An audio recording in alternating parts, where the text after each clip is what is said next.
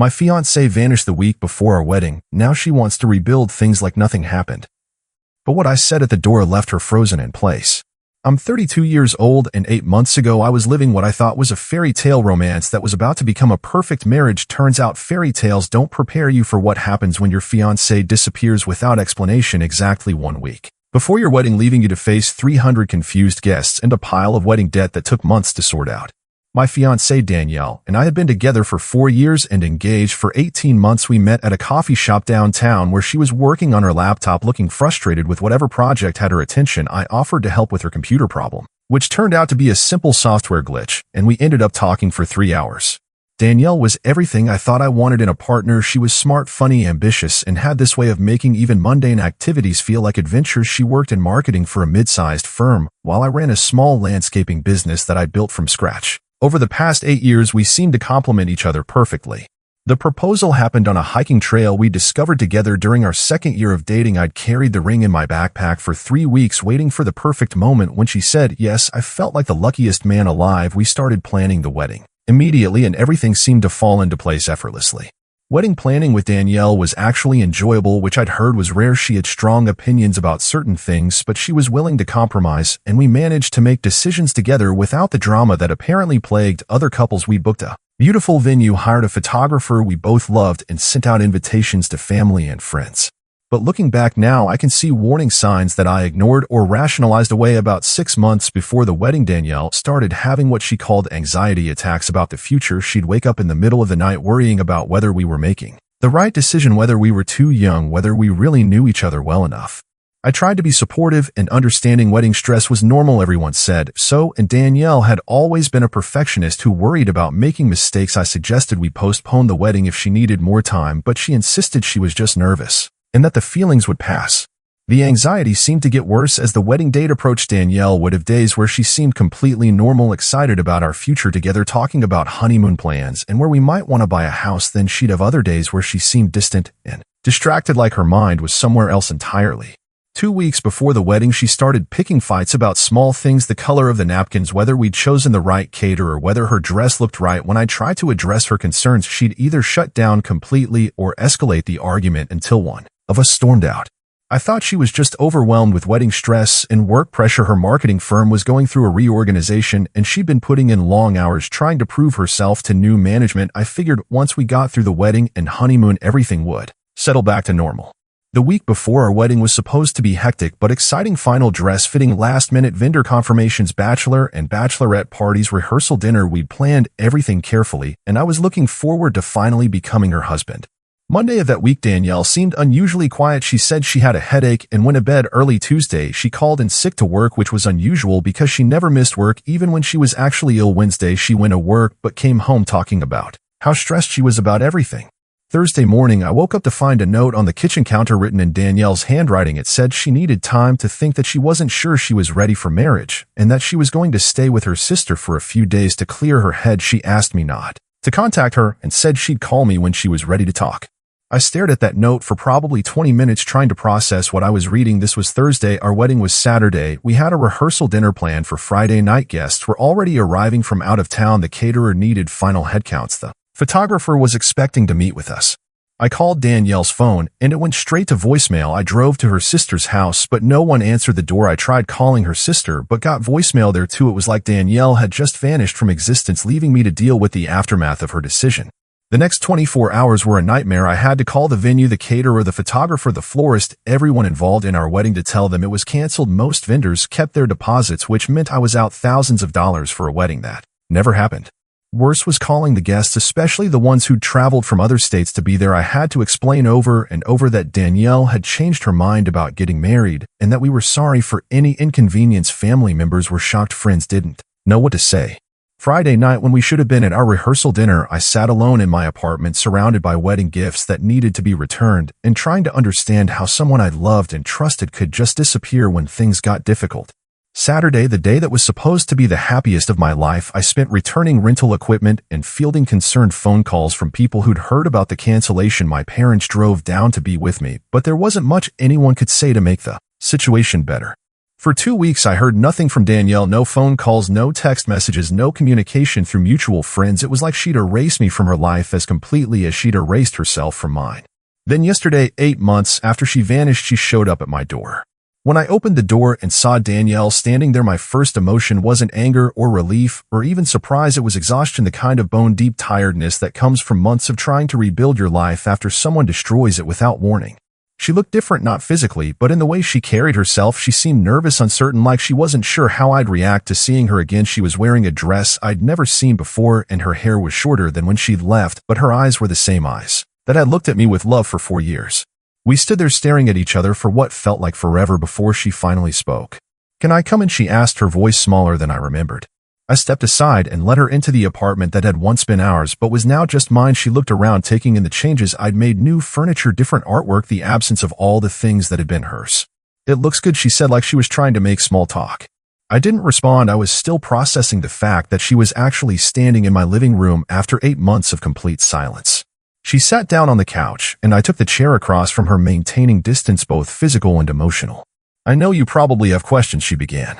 That was an understatement. I had about 1,000 questions, starting with where the hell she'd been and ending with what gave her the right to show up at my door like nothing had happened.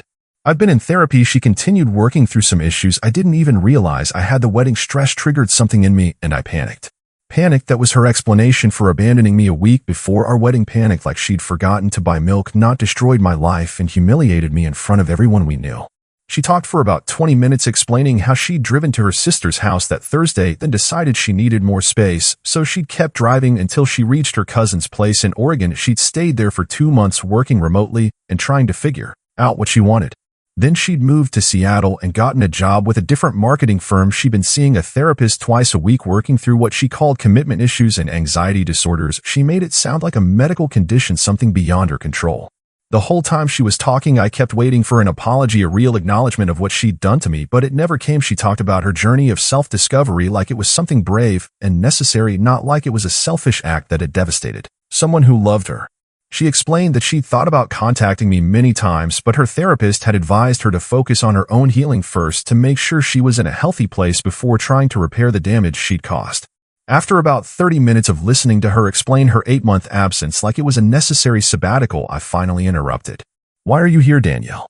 She looked surprised by the question, like the answer should be obvious.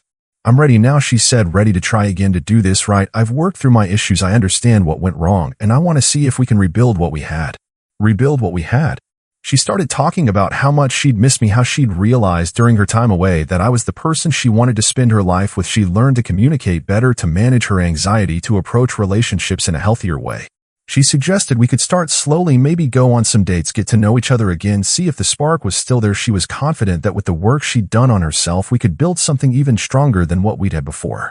I listened to her pitch because that's what it was, a sales presentation about why I should give her another chance. She'd obviously rehearsed this conversation, probably with her therapist, discussing the best way to approach me, the right words to use to convince me she'd changed. But what struck me most was how she talked about our relationship like it was a project that had failed due to technical difficulties rather than something sacred that she'd chosen to destroy. She never acknowledged the humiliation I'd suffered having to cancel our wedding in front of 300 people. She never mentioned the financial cost of her decision or the months I'd spent grieving the loss of not just her, but the future we'd planned together. Instead, she talked about growth and healing and second chances, like her 8 months of self-discovery somehow entitled her to walk back into my life and pick up where we'd left off. When she finished her presentation, she looked at me expectantly, waiting for my response. She seemed confident that once I understood her journey, I'd be grateful. She'd come back ready to try again. "I realize now I hurt you," she said, "and I'm sorry for that, but I needed to figure myself out before I could be the partner you deserve." That was it. That was her apology for destroying our wedding, for disappearing without explanation for 8 months of silence. She was sorry for hurting me, but it was necessary for her personal growth. She reached into her purse and pulled out a small jewelry box. "I kept this," she said, opening it to reveal her engagement ring. I never felt right about throwing it away, and I was hoping maybe someday I'd have the chance to wear it again. The ring I'd saved for months to buy, the one I'd nervously slipped onto her finger on that hiking trail 4 years ago. She'd kept it like a souvenir from her previous life. That's when I realized Danielle had convinced herself that her disappearing act was actually a romantic gesture, that leaving me at the altar was proof of how much she loved me because she'd come back. She was looking at me with hope in her eyes, waiting for me to welcome her back with open arms, to tell her I'd forgiven her and that we could start over. But she had no idea what my response was going to be. I stared at the engagement ring in Danielle's hand, the same ring I'd worked overtime for 3 months to afford, the one I'd chosen, because the jeweler said it represented eternal love and commitment, words that apparently meant nothing to the woman sitting across from me. "You kept the ring," I said finally. She nodded like this was somehow meaningful, like holding on to a piece of jewelry while abandoning the relationship it represented showed she still cared. "I wanted you to know that I never stopped loving you," she said. "Even when I was confused and scared, I knew that what we had was special." "What we had," I repeated, past tense. "No," she said quickly, "what we have, what we can have again if you're willing to work with me." I stood up and walked to the window, looking out at the street where normal people were living normal lives, people who didn't have their former fiancés show up after 8 months expecting forgiveness and reconciliation. "Danielle, you disappeared," I said without turning around. "You left me a note like I was your roommate, not the man you were supposed to marry in 3 days. "I know," she said, "and I can't imagine how difficult that must have been for you." Can't imagine, that phrase hung in the air between us. She couldn't imagine how difficult it had been because she'd never bothered to think about it from my perspective. I turned to face her and saw that she was still holding the ring box like it was some kind of peace offering. "Do you know what happened after you left?" I asked. She shook her head, looking uncomfortable for the first time since she'd arrived. "I spent Friday calling 300 people to tell them our wedding was canceled." I had to explain over and over that my fiancée had changed her mind, that she needed time to think, that we were sorry for any inconvenience. The look on her face suggested she hadn't considered this practical consequence of her decision. "My cousin flew in from California. My college roommate drove 12 hours from Chicago. Your own grandmother had already checked into her hotel when I had to call and tell her the wedding was off." Danielle was staring at her hands, now clearly uncomfortable with the reality of what her disappearance had meant for other people. "I lost $7,000 in vendor deposits," I continued. "Money I'd saved for 2 years to pay for our dream wedding, money that's just gone because you decided Thursday morning that you needed to find yourself." But the money wasn't even the worst part. The worst part was the looks of pity from everyone who knew us, the questions about what had gone wrong, the assumptions that I must have done something to drive you away. She looked up at me with tears in her eyes. "I never meant for any of that to happen," she said. "But it did happen," I said, "because you made a choice. You chose to run away. Instead of talking to me, you chose to leave me to deal with the consequences of your decision alone." I walked back to the couch, but didn't sit down. I needed the height advantage, needed to feel like I had some control in this conversation. "Do you know what the hardest part was?" I asked. She waited for me to continue. "The hardest part was thinking it was my fault, wondering what I'd done wrong, what signs I'd missed, what I could have said or done differently to make you stay. I spent months going over every conversation we'd had, looking for clues about what had driven you away. I blamed myself for not seeing your anxiety, for not being supportive enough, for somehow failing you." "That's not true," she said quickly. "You didn't fail me. I failed you. I failed us." Now she was willing to take responsibility, but only after I'd spelled out exactly how much damage she'd caused. "Your therapist," I said. "What does your therapist say about showing up at someone's door after 8 months of silence and expecting them to welcome you back?" She looked uncomfortable again, shifting in her seat. She said, "I needed to be prepared for the possibility that you might not be ready to reconcile right away, that it might take time to rebuild trust." Right away I laughed, but there was no humor in it. "Danielle, you didn't just hurt my feelings or disappoint me. You destroyed my faith in relationships. You made me question everything I thought I knew about love and commitment." "But people change," she said. "I've changed. I've done the work. I've learned how to communicate better, how to manage my anxiety, how to be a better partner." "Have you?" I asked, because showing up here unannounced after 8 months of silence doesn't seem like better communication to me. She didn't have an answer for that. I walked over to my bookshelf and pulled out a photo album, the one I'd made for us, documenting our 4 years together. I'd looked through it obsessively in the weeks after she left, trying to understand how someone who'd seemed so happy could just disappear. "Look at this," I said, opening to a random page. It was a photo from our 2nd anniversary dinner at the restaurant where we'd had our first official date. We both looked genuinely happy, completely in love. I flipped through more pages. Our hiking trips, weekend getaways, lazy Sunday mornings, Christmas with both our families, a visual record of what I'd thought was a solid relationship built on trust and mutual commitment. "You see this?" I said, showing her a photo from our engagement party, her arms around my neck, both of us laughing at something someone had said. "This is what I thought we had. This is what I thought was real." "It was real," she said. "It is real." "No," I said, closing the album. "It wasn't real, because real relationships don't end with one person vanishing. When things get difficult, real partnerships involve talking through problems together, not running away and leaving the other person to clean up the mess." She was crying now, mascara smearing under her eyes, making her look younger and more vulnerable. "I love you," she said. "I made a mistake, but I love you, and I want to fix this." "That's the thing about mistakes, Danielle," I said. "They have consequences. You can't just say you're sorry and expect everything to go back to the way it was." She stood up and took a step toward me. "What can I do?" she asked. "How can I prove to you that I've changed, that I'm ready to be the partner you deserve?" I looked at this woman who'd once been the center of my world, who I'd planned to build a life with, who I trusted completely, and I felt nothing but sadness for what we'd lost. The truth is, Danielle, I said, I don't want you to prove anything to me. I don't want to rebuild what we had. I don't want to start over or take things slow or see if the spark is still there. Her face went pale as she realized where this conversation was heading. What I want, I continued, is for you to understand that some things can't be fixed, some trust can't be rebuilt, some relationships don't survive when one person decides their personal journey is more important than their commitment to another person. She was staring at me like I was speaking a foreign language, like she couldn't comprehend that her grand gesture of returning hadn't worked. But what we had was special, she whispered. Yes, it was, I agreed, and you threw it away. The silence stretched between us for what felt like forever. Danielle was still holding that engagement ring box. Her tears had stopped, but her face was pale with the realization that this conversation wasn't going the way she'd planned. I have something to show you, I said, walking to my desk drawer. I pulled out a folder that I'd kept for reasons I couldn't fully explain, maybe because I needed documentation of what had happened, maybe because I wanted proof that it had all been real. These are copies of all the cancellation emails I had to send, I said, handing her the first set of papers. Vendors, guests, family members, everyone who needed to know that our wedding was off. She looked through them, her hands shaking slightly as she read my explanations about how my fiancée had decided she needed time to think about our relationship. Here are the financial records, I continued, pulling out bank statements, the $7,000 in lost deposits, the additional costs for canceling services, the money I had to spend returning gifts and handling the aftermath of your decision. Danielle set the papers down on the coffee table like they were contaminated. Why are you showing me this, she asked. Because I want you to understand that your 8-month journey of self-discovery cost more than just our relationship. It cost me financially, emotionally, and socially in ways you never bothered to consider. She was quiet for a moment, studying the documents. I can pay you back, she said finally, at least for the financial part. I don't want your money, Danielle. The money is gone, and so is everything else. But there's more, I said, returning to the folder. I pulled out printouts from social media, screenshots I'd taken in the weeks after she left when I was trying to understand what had happened. These are from your sister's Facebook page, I said, showing her photos from a family barbecue that had taken place 2 weeks after our wedding date. There was Danielle smiling and laughing with her cousins, looking relaxed and happy. Your sister posted about how great it was to have you visit, how you needed some family time to recharge. You looked pretty happy for someone who was supposedly having a mental health crisis. Danielle's face flushed red. That's not fair, she said. You don't know what I was going through inside. You're right, I said. I don't know what you were going through because you chose not to tell me. You chose to handle your problems alone instead of involving the person who was supposed to be your partner for life. I showed her more screenshots from her social media activity, posts about hiking adventures, weekend trips to wineries, pictures with new friends she'd made in Seattle. This doesn't look like someone who was too anxious and overwhelmed to function, I said. This looks like someone who was having a great time exploring a new city and meeting new people. She couldn't meet my eyes. I was trying to heal, she said.